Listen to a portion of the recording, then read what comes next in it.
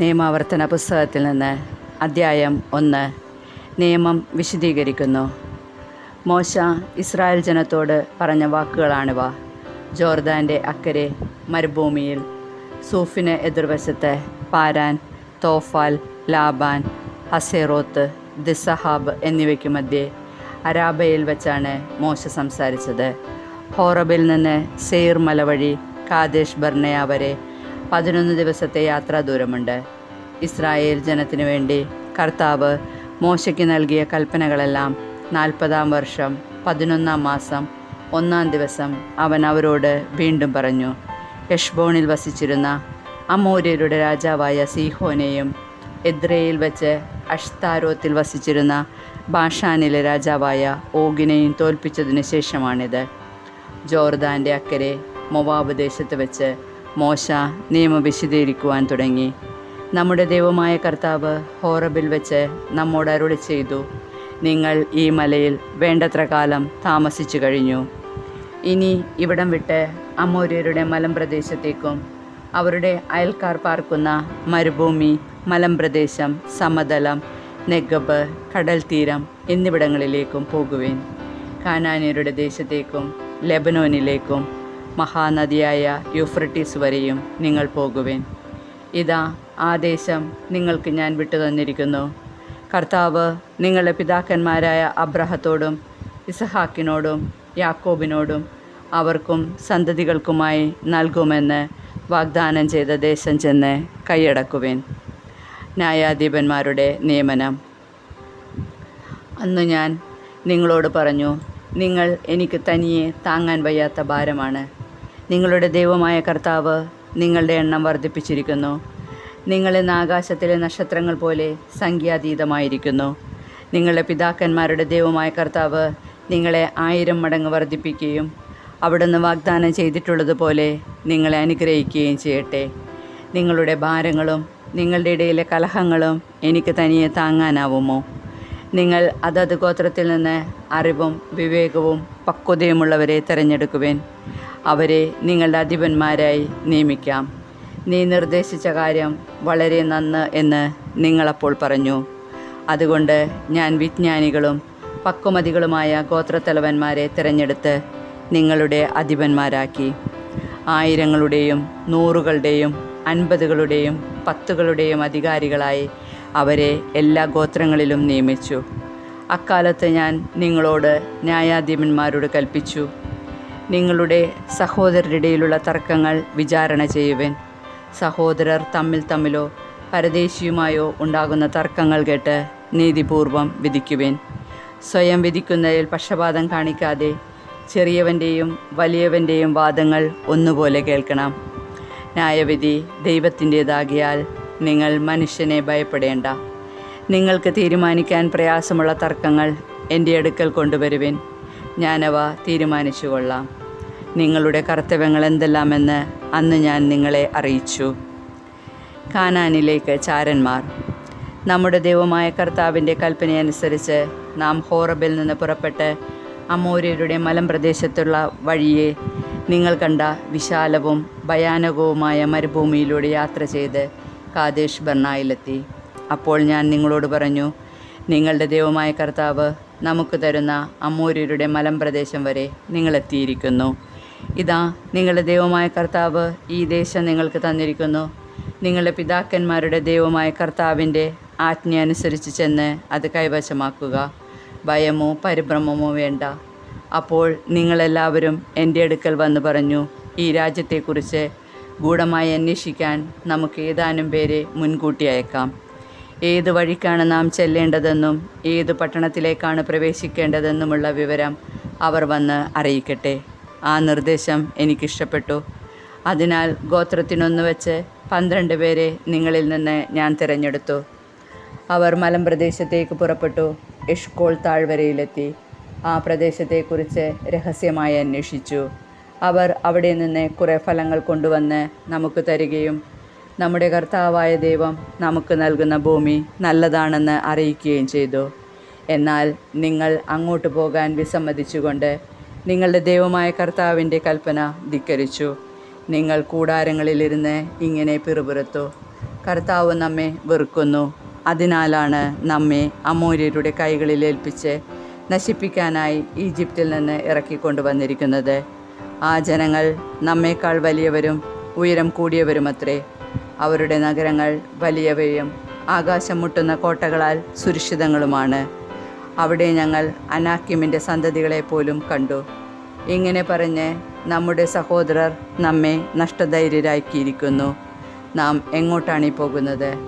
അപ്പോൾ ഞാൻ നിങ്ങളോട് പറഞ്ഞു, നിങ്ങൾ പരിഭ്രമിക്കേണ്ട, അവരെ ഭയപ്പെടുകയും വേണ്ട. നിങ്ങളുടെ മുൻപേ പോകുന്ന നിങ്ങളുടെ ദൈവമായ കർത്താവ് ഈജിപ്തിൽ നിങ്ങളുടെ കൺമുൻപിൽ വെച്ച് പ്രവർത്തിച്ചതുപോലെ നിങ്ങൾക്ക് വേണ്ടി യുദ്ധം ചെയ്യും. നിങ്ങൾ ഇവിടെ എത്തുന്നതുവരെ കടന്നു പോരുന്ന വഴിയിലെല്ലാം നിങ്ങളുടെ ദൈവമായ കർത്താവ് നിങ്ങളെ ഒരു പിതാവ് പുത്രനെ എന്ന പോലെ വഹിച്ചിരുന്നത് മരുഭൂമിയിൽ വെച്ച് നിങ്ങൾ കണ്ടതാണല്ലോ. എങ്കിലും ഇക്കാര്യത്തിൽ നിങ്ങൾ ദൈവമായ കർത്താവിനെ വിശ്വസിച്ചില്ല. നിങ്ങൾക്ക് കൂടാരമടിക്കുന്നതിന് സ്ഥലം അന്വേഷിച്ചുകൊണ്ട് അവിടുന്ന് നിങ്ങൾക്ക് മുൻപേ നടന്നിരുന്നു. നിങ്ങൾക്ക് വഴികാട്ടുവാനായി അവിടുന്ന് രാത്രി അഗ്നിയിലും പകൽ മേഘത്തിലും നിങ്ങൾക്ക് മുൻപേ സഞ്ചരിച്ചിരുന്നു. അവിശ്വസ്തത. കർത്താവ് നിങ്ങളുടെ വാക്കുകൾ കേട്ട് കോപിച്ചു. അവിടുന്ന് ശപഥം ചെയ്തു പറഞ്ഞു, ഈ ദുഷിച്ച തലമുറയിലെ ഒരുവൻ പോലും നിങ്ങളുടെ പിതാക്കന്മാർക്ക് ഞാൻ വാഗ്ദാനം ചെയ്ത ആ നല്ല ഭൂമി കാണുകയില്ല. യെഫുന്നയുടെ മകനായ കാലബ് മാത്രം അത് കാണും. അവൻ്റെ പാദം പതിഞ്ഞ സ്ഥലം അവനും അവൻ്റെ മക്കൾക്കുമായി ഞാൻ നൽകുകയും ചെയ്യും. എന്തെന്നാൽ അവൻ കർത്താവിനെ പൂർണ്ണമായി അനുസരിച്ചു. നിങ്ങൾ നിമിത്തം കർത്താവ് എന്നോടും കോപിച്ചു. അവിടുന്ന് പറഞ്ഞു, നീയും അവിടെ പ്രവേശിക്കുകയില്ല. നൂനിൻ്റെ പുത്രനും നിൻ്റെ സഹായകനുമായ ജോഷുവ അവിടെ പ്രവേശിക്കും. അവന് നീ ഉത്തേജനം നൽകുക. എന്തെന്നാൽ അവൻ വഴി ഇസ്രായേൽ ആ സ്ഥലത്തിന്മേൽ അവകാശം നേടും. എന്നാൽ ശത്രുക്കൾക്കിരയാവുമെന്ന് കരുതിയ നിങ്ങളുടെ ശിശുക്കളും നന്മതിന്മ തിരിച്ചറിയാൻ ഇനിയും പ്രായമാകാത്ത കുട്ടികളും അവിടെ പ്രവേശിക്കും. അവർക്ക് ഞാൻ അത് നൽകും. അവർ അത് സ്വന്തമാക്കുകയും ചെയ്യും. നിങ്ങളാകട്ടെ ചെങ്കടലിനെ ലക്ഷ്യമാക്കി മരുഭൂമിയിലേക്ക് തിരിച്ചു പോകുവിൻ. ഞങ്ങൾ കർത്താവിനെതിരായി പാപം ചെയ്തുപോയി.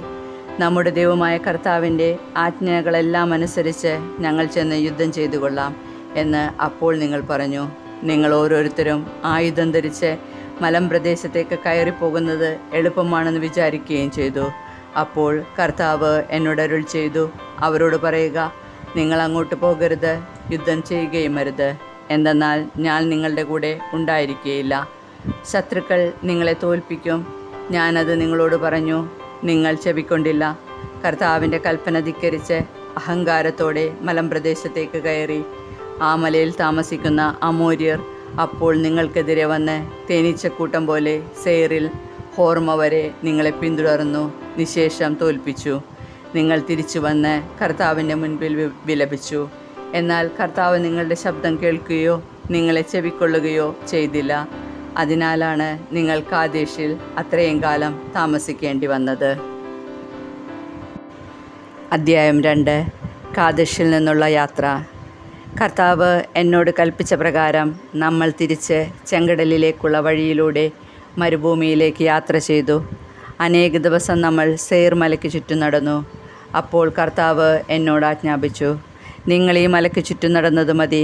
വടക്കോട്ട് തിരിയുവേൻ. ജനത്തോട് കൽപ്പിക്കുക, സെയറിൽ താമസിക്കുന്ന ഏസാവിൻ്റെ മക്കളായ നിങ്ങളുടെ സഹോദരരുടെ അതിർത്തിയിലൂടെ നിങ്ങൾ കടന്നു പോകാൻ തുടങ്ങിയാണ്. അവർക്ക് നിങ്ങളെ ഭയമായിരിക്കും.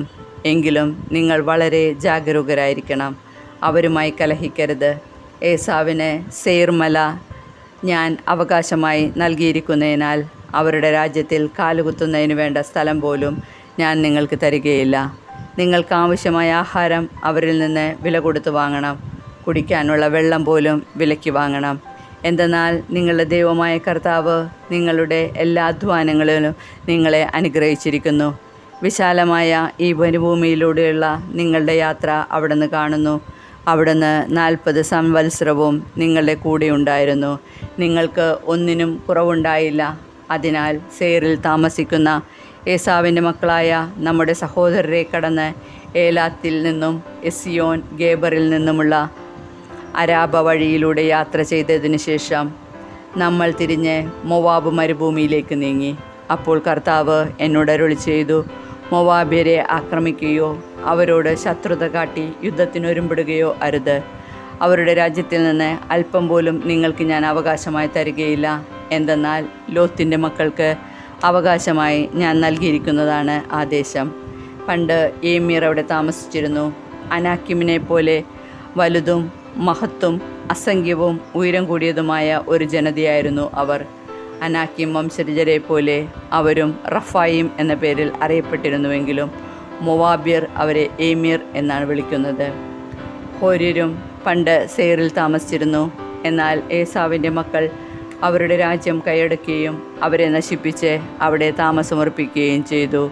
കർത്താവ് തങ്ങൾക്ക് അവകാശമായി നൽകിയ രാജ്യത്ത് ഇസ്രായേലിയർ ചെയ്തതുപോലെ തന്നെ ഇപ്പോൾ എഴുന്നേറ്റ് സേറത്ത് അരുവി കടക്കുവിൻ. അതനുസരിച്ച് നാം സേറത്ത് അരുവി കടന്നു. നാം കാദേശ് ബർണയിൽ നിന്ന് പുറപ്പെട്ട് സേറത്ത് അരുവി കടക്കുന്നതുവരെ സഞ്ചരിച്ച കാലം 38 വർഷമാണ്. അതിനിടയിൽ കർത്താവ് അവരോട് ശപഥം ചെയ്തിരുന്ന പ്രകാരം യുദ്ധം ചെയ്യാൻ കഴിവുള്ള മനുഷ്യരുടെ ഒരു തലമുറ മരണമടഞ്ഞിരുന്നു. എന്തെന്നാൽ അവർ പൂർണ്ണമായി നശിക്കുന്നതുവരെ കർത്താവിൻ്റെ കരം പാളയത്തിൽ വെച്ച് അവരുടെ മേൽ പതിച്ചു. ജനങ്ങളുടെ ഇടയിൽ നിന്ന് യോദ്ധാക്കളെല്ലാം മരിച്ചു കഴിഞ്ഞപ്പോൾ കർത്താവ് എന്നോട് അരുളി ചെയ്തു, ഇന്ന് പട്ടണത്തിൽ വെച്ച് നീ മൊവാബിൻ്റെ അതിർത്തി കടക്കാൻ പോവുകയാണ്. നീ അമ്മോൻ്റെ മക്കളുടെ അതിർത്തിയിൽ ചെല്ലുമ്പോൾ അവരെ ആക്രമിക്കുകയോ അവരോട് ശത്രുത പുലർത്തുകയോ അരുത്. എന്തെന്നാൽ അമ്മോൻ്റെ മക്കളുടെ ദേശത്ത് യാതൊരു അവകാശവും ഞാൻ നിനക്ക് തരികയില്ല.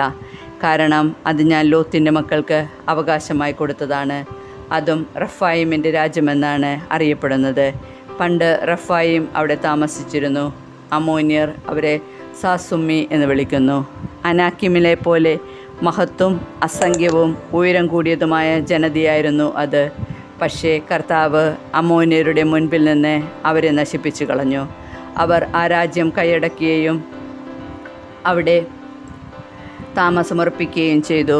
സേറിൽ താമസിക്കുന്ന ഏസാവിൻ്റെ മക്കൾക്ക് വേണ്ടി കർത്താവ് ചെയ്തതുപോലെയാണിത്.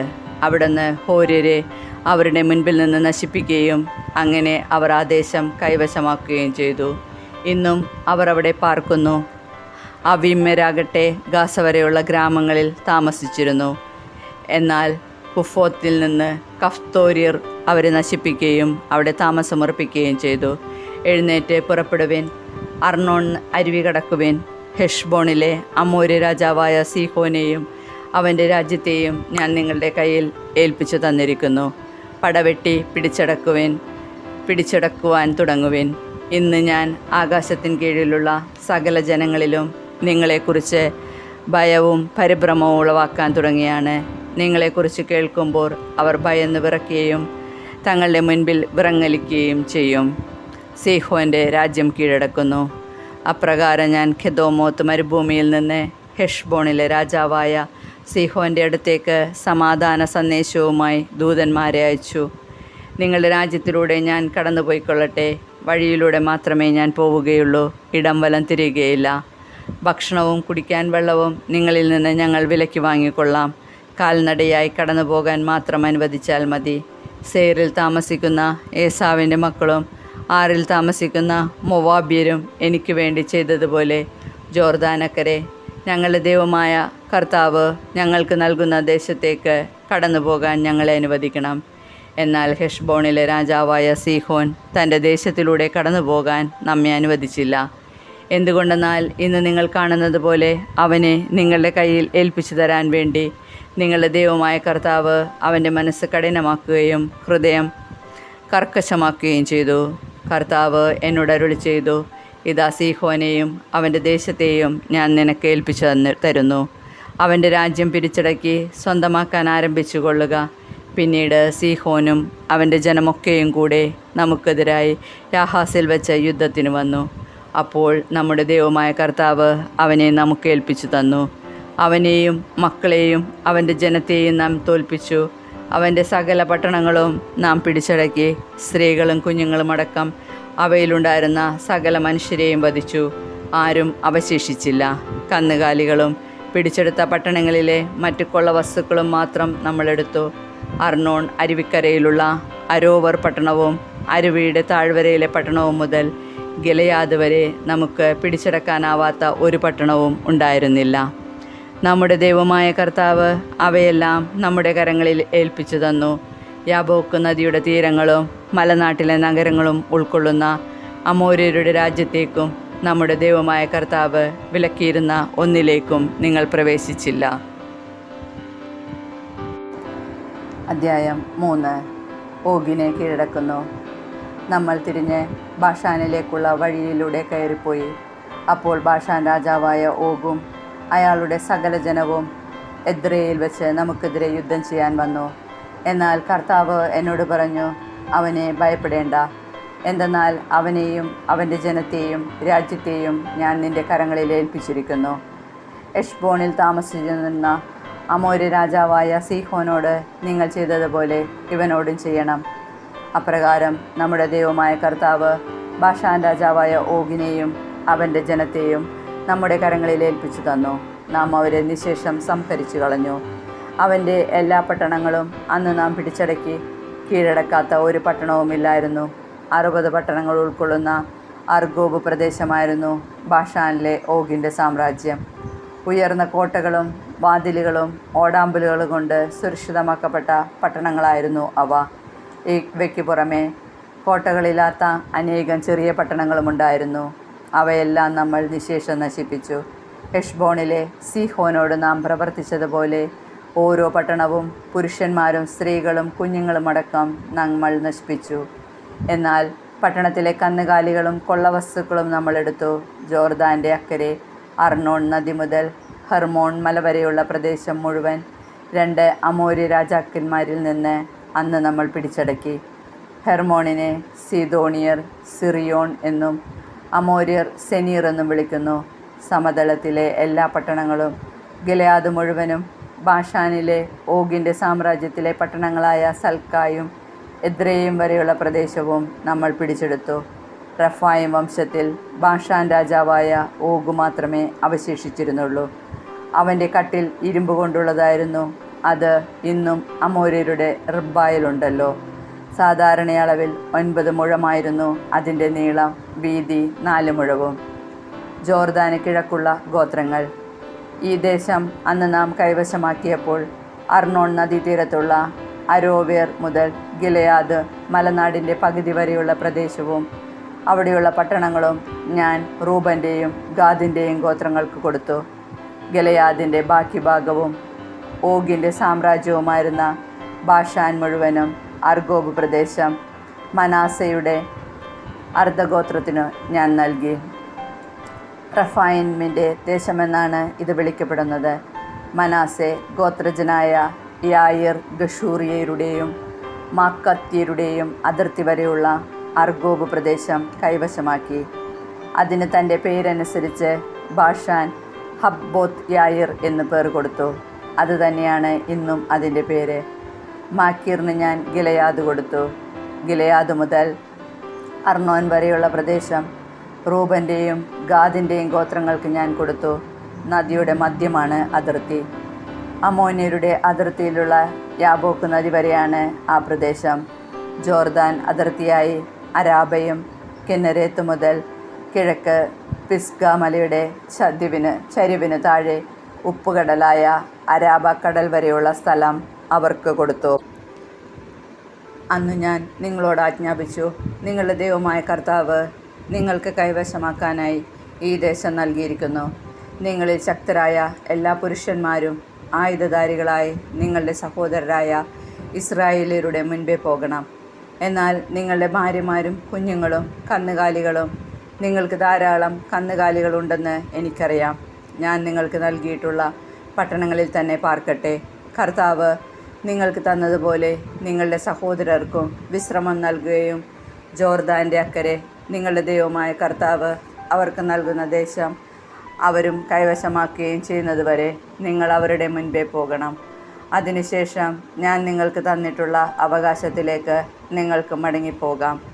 അന്ന് ഞാൻ ജോഷുവയോട് കൽപ്പിച്ചു, ഈ 2 രാജാക്കന്മാരോട്, നിങ്ങളുടെ ദൈവമായ കർത്താവ് ചെയ്തവയെല്ലാം നിങ്ങൾ നേരിട്ട് കണ്ടല്ലോ. അപ്രകാരം തന്നെ നിങ്ങൾ കടന്നു പോകുന്ന എല്ലാ രാജ്യങ്ങളോടും കർത്താവ് ചെയ്യും. അവരെ ഭയപ്പെടരുത്. എന്തെന്നാൽ നിങ്ങളുടെ കർത്താവായ ദൈവമായിരിക്കും നിങ്ങൾക്ക് വേണ്ടി യുദ്ധം ചെയ്യുന്നത്. മോശ കാനാനിൽ പ്രവേശിക്കുകയില്ല. അനന്തരം ഞാൻ കർത്താവിനെ വിളിച്ച് ഇപ്രകാരം അപേക്ഷിച്ചു: ദൈവമായ കർത്താവേ, അങ്ങയുടെ മഹത്വവും ശക്തമായ കരവും അവിടുത്തെ ദാസനെ കാണിക്കാൻ തുടങ്ങിയിരിക്കുന്നുവല്ലോ. ഇപ്രകാരം ശക്തമായ പ്രവൃത്തി ചെയ്യാൻ കഴിയുന്ന ദൈവം അങ്ങയെപ്പോലെ സ്വർഗത്തിലും ഭൂമിയിലും വേറെ ആരുള്ളൂ? ജോർദാനക്കരെയുള്ള ഫലഭൂയിഷ്ടമായ സ്ഥലവും മനോഹരമായ മലമ്പ്രദേശവും ലബനോനും പോയി കാണാൻ എന്നെ അനുവദിക്കണമേ. എന്നാൽ നിങ്ങൾ നിമിത്തം കർത്താവ് എന്നോട് കോപിച്ചിരിക്കുകയായിരുന്നു. അവിടുന്ന് എൻ്റെ അപേക്ഷ സ്വീകരിച്ചില്ല. കർത്താവ് എന്നോട് പറഞ്ഞു: മതി, ഇക്കാര്യത്തെക്കുറിച്ച് ഇനി എന്നോട് സംസാരിക്കരുത്. പിസ്ഗായുടെ മുകളിൽ കയറി കണ്ണുകൾ ഉയർത്തി പടിഞ്ഞാറോട്ടും വടക്കോട്ടും തെക്കോട്ടും കിഴക്കോട്ടും നോക്കി കണ്ടുകൊള്ളുക. എന്തെന്നാൽ ഈ ജോർദാൻ നീ കടക്കുകയില്ല. ജോഷുവയ്ക്ക് നിർദ്ദേശങ്ങൾ നൽകുക, അവന് ധൈര്യവും ശക്തിയും പകരുക. എന്തെന്നാൽ അവൻ ഈ ജനത്തെ അക്കരയ്ക്ക് നയിക്കുകയും നീ കാണാൻ പോകുന്ന ദേശം അവർക്ക് അവകാശമായി കൊടുക്കുകയും ചെയ്യും. അതിനാൽ ബെത്പെയോറിന് എതിരെയുള്ള താഴ്വരയിൽ നാം താമസിച്ചു. അധ്യായം 4. വിശ്വസ്തത പാലിക്കുക. ഇസ്രായേലെ, നിങ്ങൾ ജീവിക്കേണ്ടതിനും നിങ്ങൾ ചെന്ന് നിങ്ങളുടെ പിതാക്കന്മാരുടെ ദൈവമായ കർത്താവ് തരുന്ന ദേശം കൈവശമാക്കേണ്ടതിനും ഞാനിപ്പോൾ പഠിപ്പിക്കുന്ന ചട്ടങ്ങളും കൽപ്പനകളും അനുസരിക്കുവിൻ. ഞാൻ നൽകുന്ന കൽപ്പനകളോട് ഒന്നും കൂട്ടിച്ചേർക്കുകയോ അതിൽ നിന്ന് എന്തെങ്കിലും എടുത്തു കളയുകയോ അരുത്. ഞാൻ നിങ്ങളെ അറിയിക്കുന്ന നിങ്ങളുടെ ദൈവമായ കർത്താവിൻ്റെ കൽപ്പനകൾ അനുസരിക്കുവിൻ. കർത്താവ് ബാൽ പെയോർ നിമിത്തം ചെയ്തതെന്തെന്ന് നിങ്ങളുടെ കണ്ണുകൾ കണ്ടതാണല്ലോ. ബാൽ പെയോറിനെ പിന്തുടർന്നവരെയെല്ലാം നിങ്ങളുടെ ദൈവമായ കർത്താവ് നിങ്ങളുടെ ഇടയിൽ നിന്ന് നശിപ്പിച്ചു കളഞ്ഞു. എന്നാൽ നിങ്ങളുടെ ദൈവമായ കർത്താവിനോട് ദൃഢമായി ചേർന്ന് നിന്ന നിങ്ങൾ ഇന്നും ജീവിക്കുന്നു. ഇതാ, നിങ്ങൾ കൈവശമാക്കാൻ പോകുന്ന രാജ്യത്ത് നിങ്ങൾ അനുഷ്ഠിക്കേണ്ടതിന് എൻ്റെ ദൈവമായ കർത്താവ് എന്നോട് കൽപ്പിച്ച പ്രകാരം അവിടുത്തെ ചട്ടങ്ങളും കൽപ്പനകളും നിങ്ങളെ ഞാൻ പഠിപ്പിച്ചിരിക്കുന്നു. അവയനുസരിച്ച് പ്രവർത്തിക്കുവിൻ. എന്തെന്നാൽ അത് മറ്റ് ജനതകളുടെ ദൃഷ്ടിയിൽ നിങ്ങളെ ജ്ഞാനികളും വിവേകികളുമാക്കും. അവർ ഈ കൽപ്പനകളെപ്പറ്റി കേൾക്കുമ്പോൾ മഹത്തായ ഈ ജനത ജ്ഞാനവും വിവേകവുമുള്ളവർ തന്നെ എന്ന് പറയും. നാം വിളിച്ചപേക്ഷിക്കുമ്പോഴൊക്കെ നമ്മുടെ ദൈവമായ കർത്താവ് നമുക്ക് സമീപസ്ഥനായിരിക്കുന്നത് പോലെ ദൈവം ഇത്ര അടുത്തുള്ള വേറെ ഏത് ശ്രേഷ്ഠ ജനതയാണുള്ളത്? ഞാനിന്ന് നിങ്ങളുടെ മുൻപിൽ വച്ചിരിക്കുന്ന നിയമസംഹിതയിലേതുപോലെ നീതിയുക്തമായ ചട്ടങ്ങളും നിയമങ്ങളും മറ്റേത് ശ്രേഷ്ഠ ജനതയ്ക്കാണുള്ളത്? നിങ്ങളുടെ കണ്ണുകൾ കണ്ട കാര്യങ്ങൾ മറക്കാതിരിക്കാനും ജീവിതകാലം മുഴുവൻ അവ ഹൃദയത്തിൽ നിന്ന് മായാതിരിക്കാനും ശ്രദ്ധിക്കുവിൻ. ജാഗരൂകരായിരിക്കുവിൻ. അവയെല്ലാം നിങ്ങളുടെ മക്കളെയും മക്കളുടെ മക്കളെയും അറിയിക്കണം. ഹോറബിൽ നിങ്ങളുടെ ദൈവമായ കർത്താവിൻ്റെ മുൻപിൽ നിങ്ങൾ നിന്ന ദിവസം കർത്താവ് എന്നോട് ആജ്ഞാപിച്ചു: ജനത്തെ എൻ്റെ മുൻപിൽ വിളിച്ചു കൂട്ടുക. ഈ ഭൂമുഖത്ത് വസിക്കുന്നിടത്തോളം കാലം എന്നെ ഭയപ്പെടാൻ പഠിക്കുന്നതിനും അവർ അത് തങ്ങളുടെ മക്കളെ പഠിപ്പിക്കുന്നതിനും എൻ്റെ വാക്കുകൾ അവർ കേൾക്കട്ടെ. നിങ്ങൾ അടുത്ത് വന്ന് പർവ്വതത്തിൻ്റെ അടിവാരത്തു നിന്നു. ആകാശത്തോളം ഉയർന്ന അഗ്നിയാൽ പർവ്വതം ജ്വലിച്ചുകൊണ്ടിരുന്നു. അന്ധകാരവും കനത്ത മേഘവും അതിനെ ആവരണം ചെയ്തിരുന്നു. അപ്പോൾ അഗ്നിയുടെ മധ്യത്തിൽ നിന്ന് കർത്താവ് നിങ്ങളോട് സംസാരിച്ചു. നിങ്ങൾ ശബ്ദം കേട്ടു, ശബ്ദം മാത്രം, രൂപം കണ്ടില്ല. തൻ്റെ ഉടമ്പടി അവിടുന്ന് നിങ്ങളോട് പ്രഖ്യാപിച്ചു. നിങ്ങളോട് അനുഷ്ഠിക്കാൻ അവിടുന്ന് ആജ്ഞാപിച്ച 10 കൽപ്പനകളാണവ.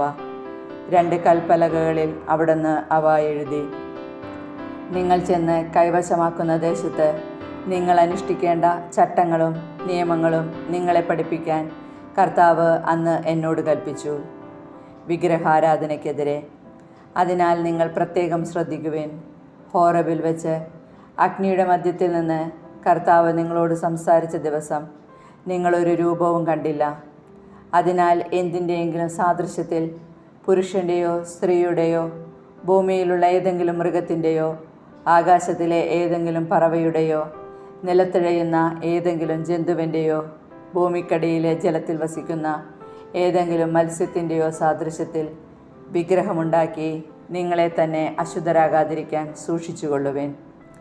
നിങ്ങൾ ആകാശത്തിലേക്ക് കണ്ണുകൾ ഉയർത്തി സൂര്യനെയും ചന്ദ്രനെയും നക്ഷത്രങ്ങളെയും എല്ലാ ആകാശഗോളങ്ങളെയും കണ്ട് ആകൃഷ്ടരായി അവയെ ആരാധിക്കുകയും സേവിക്കുകയും ചെയ്യാതിരിക്കാൻ പ്രത്യേകം ശ്രദ്ധിച്ചുകൊള്ളുവേൻ. അവ ആകാശത്തിൻ്റെ കീഴിലുള്ള എല്ലാ ജനതകൾക്കും വേണ്ടി നിങ്ങളുടെ ദൈവമായ കർത്താവ് നൽകിയിരിക്കുന്നവയാണ്. ഇന്നത്തെ പോലെ നിങ്ങൾ തൻ്റെ സ്വന്തം ജനമായിരിക്കേണ്ടതിന് കർത്താവ് നിങ്ങളെ സ്വീകരിക്കുകയും ഈജിപ്താവുന്ന ഇരുമ്പ് ചൂളയിൽ നിന്ന് പുറത്തു കൊണ്ടുവരികയും ചെയ്തിരിക്കുന്നു. മാത്രമല്ല, നിങ്ങൾ മൂലം കർത്താവ് എന്നോട് കോപിച്ചു. ഞാൻ ജോർദാൻ കടക്കുകയോ നിങ്ങളുടെ ദൈവമായ കർത്താവ് നിങ്ങൾക്ക് അവകാശമായി നൽകുന്ന വിശിഷ്ടദേശത്ത് പ്രവേശിക്കുകയോ ചെയ്യുകയില്ലെന്ന് അവിടുന്ന് എന്നോട് ശപഥം ചെയ്തു. ആകയാൽ ഞാൻ ഈ ദേശത്ത് വെച്ച് മരിക്കും, ജോർദാൻ കടന്നു പോകില്ല.